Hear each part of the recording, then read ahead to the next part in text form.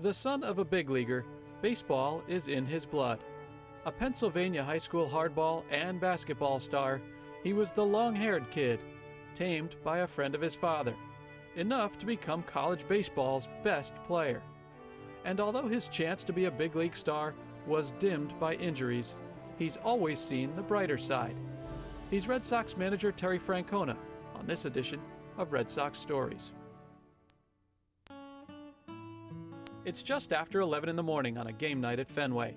The park is quiet as the seats and the field are prepped for the game, which is about 8 hours away. The clubhouse is quiet as well, vacant, except for the manager's office. It's just nice to have an hour or two where it's quiet. I can do what I want to do. He has already planned, printed, and neatly trimmed that night's lineup card.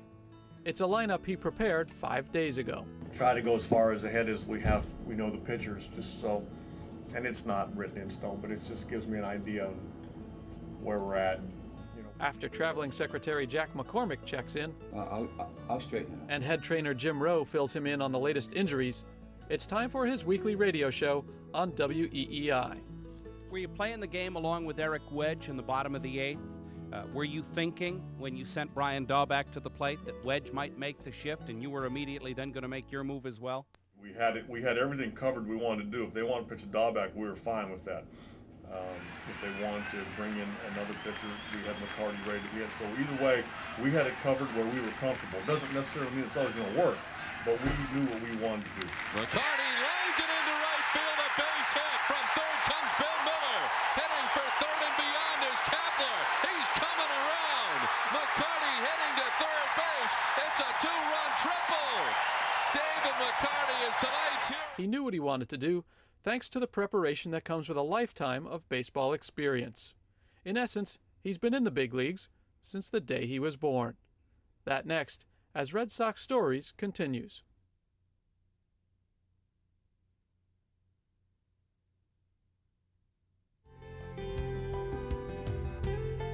John Tito Francona was born in 1933, about 15 miles north of Pittsburgh, Pennsylvania, in Aliquippa. His father, like nearly everyone in the area, worked in the local steel mill. I went in the mill when I was a senior in high school. I tried to earn a few dollars and I wanted to see what it was like. And I learned a good lesson that I didn't want to work, my whole life there. It had made a better ball player out of me. So steel was not in his future. Baseball was. He was drafted in 1952 at the age of 18 by the St. Louis Browns. While playing minor league ball in Aberdeen, South Dakota, he met Roberta "Birdie" Jackson, who would become his wife. She stayed in Aberdeen as he made his way to the major leagues, the Baltimore Orioles, in 1956. Ever the student of the game, the first baseman outfielder suffered through 2 mediocre seasons with the Orioles, then was traded 3 times in 16 months, from the White Sox to the Tigers, and finally to the Indians in 1959, where he would settle in. For Tito, that would be a great year, on and off the field. He hit .363, tops in the league, but a late-season hamstring injury cost him at-bats and a place in the record books. They used to put like a rubber inner tube around my leg, all wrap it up there. Well, my leg started to turn black. And our trainer says, you got to lay off about 3 or 4 games, you'll lose your leg. And it cost me the batting title. It was also 1959 when his first child, Terry, was born back in Aberdeen, South Dakota. Tito remained an Indian for 5 years, his son growing up to be a typical sports-loving, girl-bothering kid. They spent spring training in Tucson, where Terry played with a teammate's daughter. He would throw sand in her eyes in the sandbox and push her around, and so I had to tell Tito hey, calm your kid down. He's beating up on my daughter. When he was 4, Terry's only sibling, his sister Amy, was born. By then, the Franconas had moved closer to Tito's roots, to New Brighton, Pennsylvania, a riverside steel town just north of Pittsburgh, a great place for a kid to grow up. I'd eat dinner, I'd walk down the bottom of the driveway, stick my thumb out and go to baseball practice or basketball practice. And my folks had no qualms about that because one of the first 3 cars that are going to come by, you're going to know, and they just pick you up and give you a ride. If it was baseball season, I would like to play baseball all day, basketball, golf, whatever sport I was doing, I wanted to do it all day. I would get, I didn't want the sun to go down. In 1965, the St. Louis Cardinals purchased Tito's contract, and he played 2 seasons there, long enough for young Terry to earn his first baseball memories. Seeing guys like Bob Gibson, Kurt Flood, and Lou Brock, and those names like that, Joe Torre, Orlando Cepeda, Harry Carey. I had an album of Harry Carey when they won the World Series the year before. It was one of the big old albums, and I listened to that album in my bedroom. I can't tell you how many times. Probably my favorite thing as a kid growing up. Listen to the World Series highlights on the old big record. He listened and he learned, traveling to distant ballparks with Dad when he was out of school for the summer. While other kids were running around the ballpark, he would be sitting right behind home plate. I could see him propped up against the screen, just watching, observing everything. And he really learned a lot. And I never had to tell him anything. But he was without his father more than he wished to be. It's kind of neat to have a major league dad, but there comes a time when he leaves and it's not so good anymore. And we were kind of getting to that age. And so my mom was both mom and dad too many times. So when Terry was 11, Tito played his final season and came home.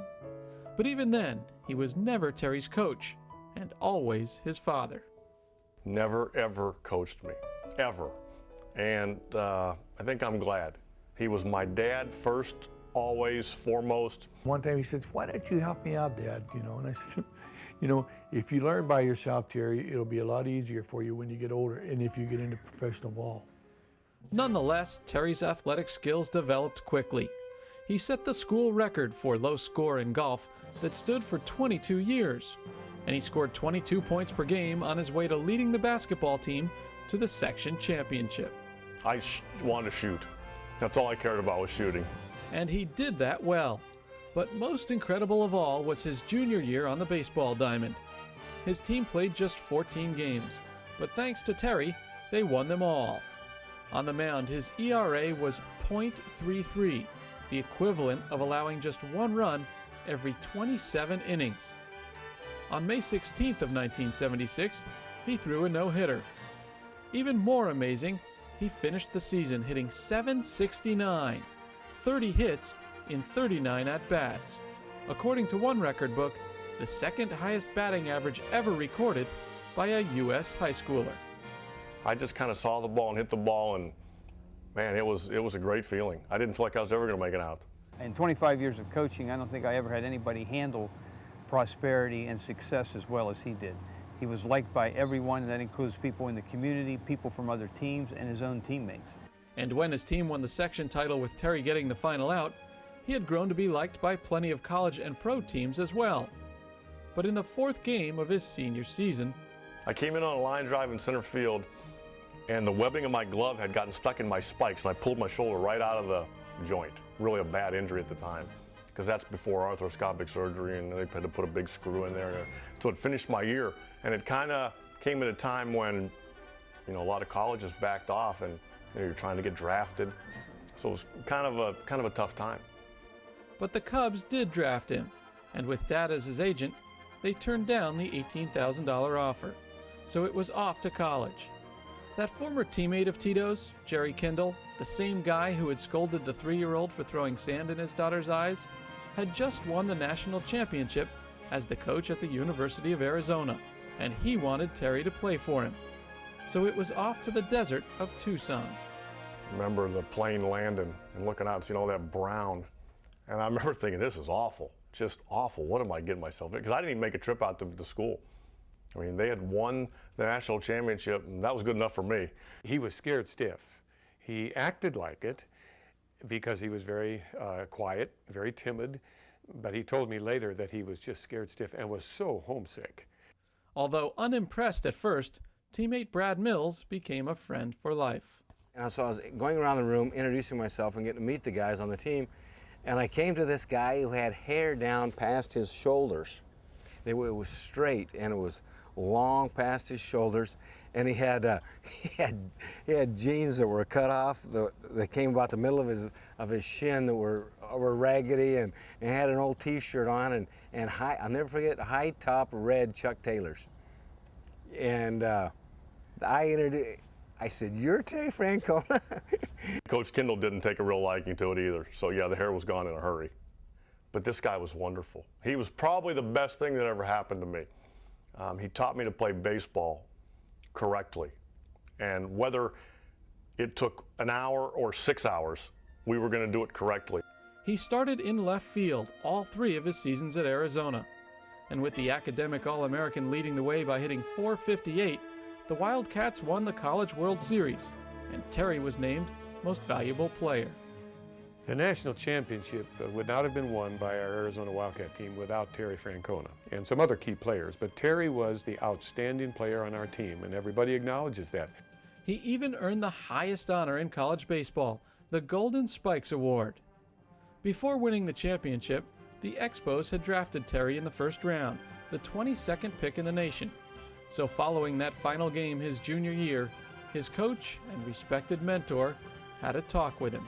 Coach came up and said, "It's time for you to go," which I really respected. He knew I was going to get enough money where it was time to leave and go play professional baseball. Thought that was really classy and made my decision a lot easier. Terry turns pro and meets his wife-to-be when Red Sox Stories continues.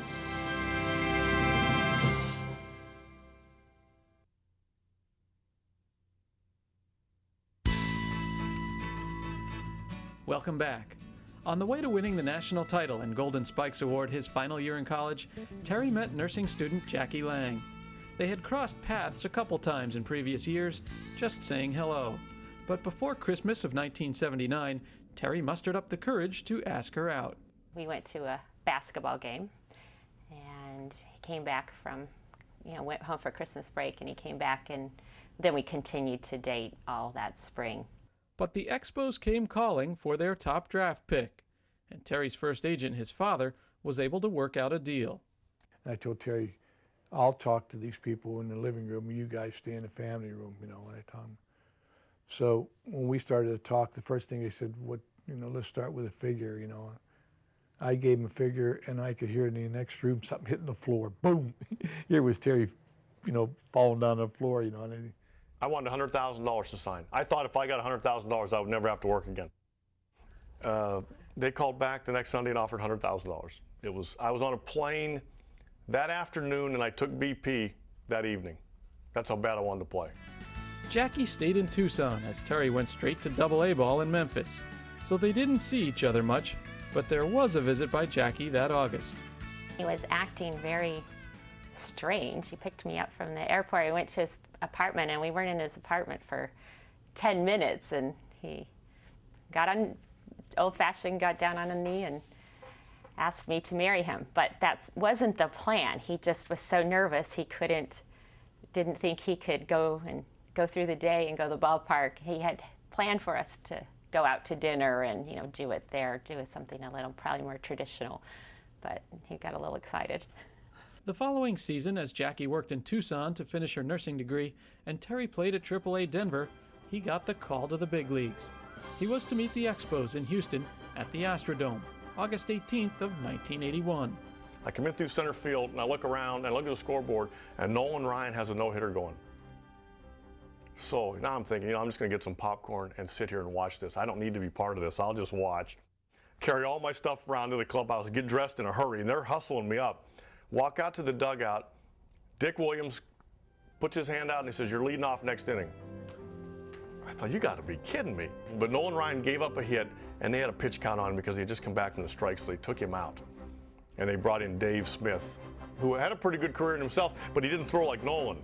I might have been better off facing Nolan because, I was geared for God. I was looking for 110, not 86 with a changeup. I ended up grounding out to second and almost beating it out because I don't think my feet ever hit the ground. His first hit came the next night in Atlanta, a single off John the Count Montefiusco. A couple days later, an injury to Expos outfielder Tim Raines opened a starting role.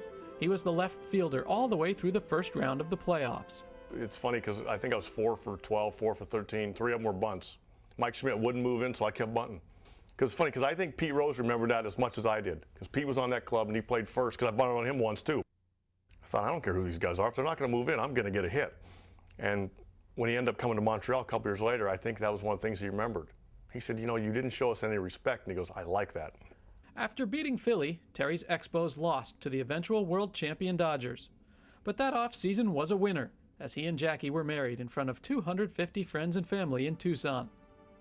Just 46 games into the '82 season, what seemed to be a successful sophomore season in the making came to a crashing halt. '82, we're in St. Louis, and I was sitting about 320, and I had a little collision in with the wall.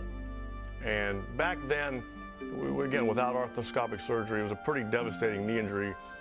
I missed the rest of the year, came back the next year, but it was a struggle. Had one of those big steel braces on and kind of limped through the year. Came back in '84, had gone to winter ball to try to get back what I thought I could do. Came back, was hitting about 350, and, you know, and swinging pretty good, you know, leading the league in doubles and playing every day and facing left-handers. And I blew out again, running to first base. I tried to pivot and on that old turf in Montreal, and my other leg gave way. And from then on, it was a struggle. But at home, there was a bright spot. In July, Jackie gave birth to their first of 4 children, Nick. Flew home from Cincinnati, and I got there about 8 minutes before he was born. Amazing how things work. But things weren't so amazing on the field. His hobbled legs made him expendable, and the Expos released him. In 1986, he was with the Cubs, but following that season, they too released him. In the spring of '87, a former foe called. And Pete Rose called me that winter. He says, why don't you come with us to spring training? He goes, you'll be a non-roster player. He goes, we'll give you a good look. Ended up being the opening day first baseman. And things went downhill from there. Had just an atrocious year. Although he spent just 1 season with the Reds, he made another good friend in veteran teammate Buddy Bell. Both had big league fathers and plenty of stories. We roomed together with the Reds. We stayed up till, oh my goodness, early morning hours talking about the game. He used to fall asleep at the table in my room, and when his cigarette would burn his lips, I knew he was tired. He'd fall asleep, but we used to sit up and talk baseball all night. But after that season, no one called. So Terry did the calling, hooking on with Cleveland. They sent him to AAA Colorado Springs. Always positive, he looked at the move not as a demotion, but an opportunity. I went to AAA, hit 300, came to the big leagues and hit 300. And I hadn't done that in a number of years. From day one to the end of the day, I had 500 at-bats and hit 300, and that had been a few years since I did that, so it was really satisfying. But the Indians didn't bring him back, so he signed with Milwaukee. After just more than a full season there, he was released again, never to make it back to the big leagues, but not for lack of trying.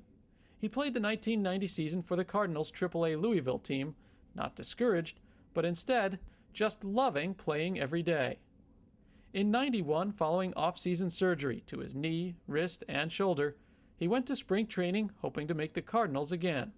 And I told my wife, I said, if I can't do it, I'm done. And I know, she looked at me like, yeah, right.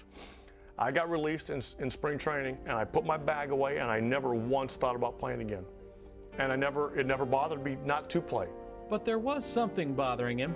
His mother, the lady who so many times served as both mom and dad, died of breast cancer, leaving only fond memories. She couldn't catch a baseball, but she was there to give me a ride. She was always at the games. I knew she cared about what I was doing. For Terry, it was a time for retirement.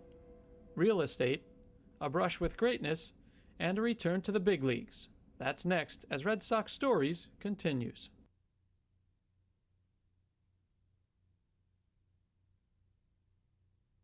His big league playing career behind him, Terry Francona took a short rest. He had an even shorter real estate career. And I went and took a class in real estate school because I thought I had to do something. But in early 1991, a former teammate, now a member of the White Sox organization, called. About the 4th class, Buddy Bell called and said, you ready to start coaching? And I handed my books back to the teacher and I said, sir, nobody's going to buy a house for me anyway. And I left for Sarasota Rookie League. And the day I got there, I knew that was what I was supposed to be doing. I loved it. The team did a fantastic job with our guys down there. And then the next year, we moved him to A-ball, and he was a manager and did a fantastic job there as well. Through the minor league years, his family grew to 4, with daughters Alyssa, Leah, and Jamie joining Nick. And with each new job, the whole clan moved. In 1993, it was time to move again when he shot up to Double-A Birmingham and won a league championship. Big league teams were noticing, and they noticed even more when the most famous basketball player in history decided to play baseball. The White Sox signed and sent Michael Jordan to Terry. And I told him that early on. I said, if this is going to work, you have to respect what we're doing here. And that conversation only happened one time because he was off the charts. And you know what, when you look back, it shouldn't have been a surprise. To accomplish what he did in basketball, you got to be intelligent, you have to be coachable.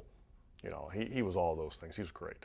And the attention given to how Terry handled the situation was great as well.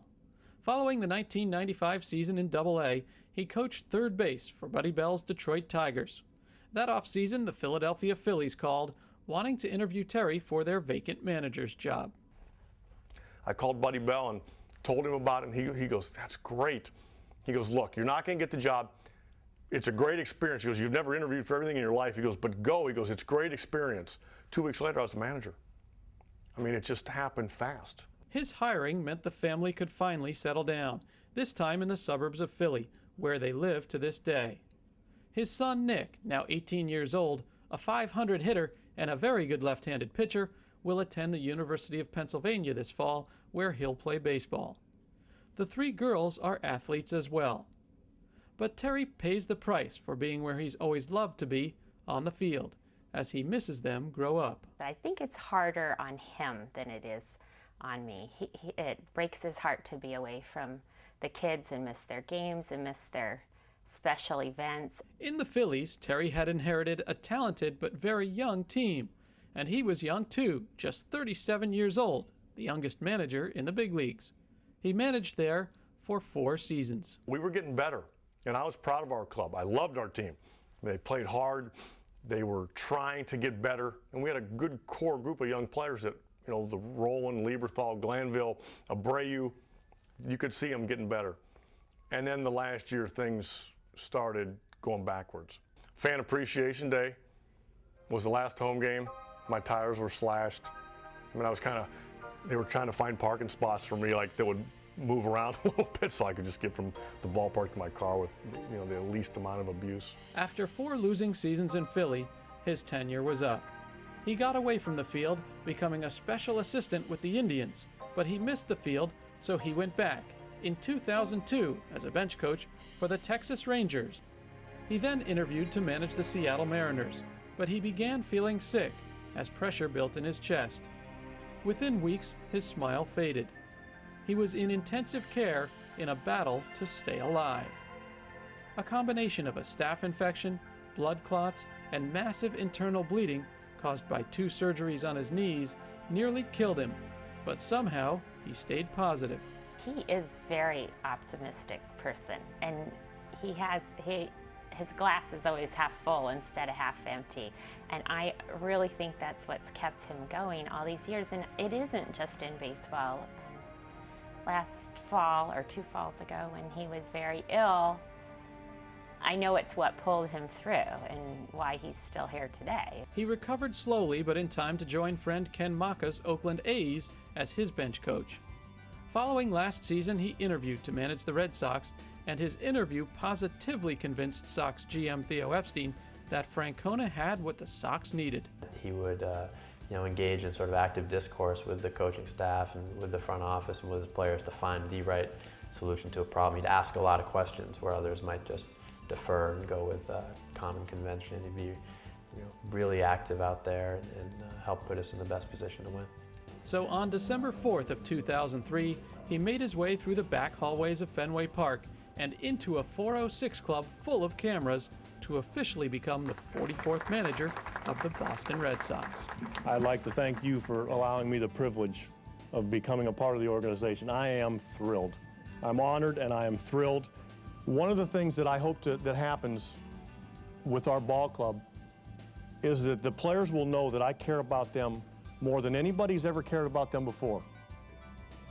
And I will respect them, hopefully, more than anybody's ever respected them before. But at the same time, I hope that I'm asking more of them on the field than anybody's ever asked before. I will spend all my energy, and I got a ton of it, all my energy making sure these players spend all their energy trying to play this game correctly. He chose his college buddy, former Expos teammate, and his first base coach with the Phillies, Brad Mills, to be his bench coach. So here he is beneath Fenway Park, the first in the clubhouse by hours, managing a talented team in a complicated media town, making sure his team is more prepared than the opponent. Welcome number 47, Terry Francona. No one enjoys taking the field more, and win or lose, his glass is always half full. After all, a baseball field is where he has belonged almost from the day he was born. Thanks for joining us for this edition of Red Sox Stories.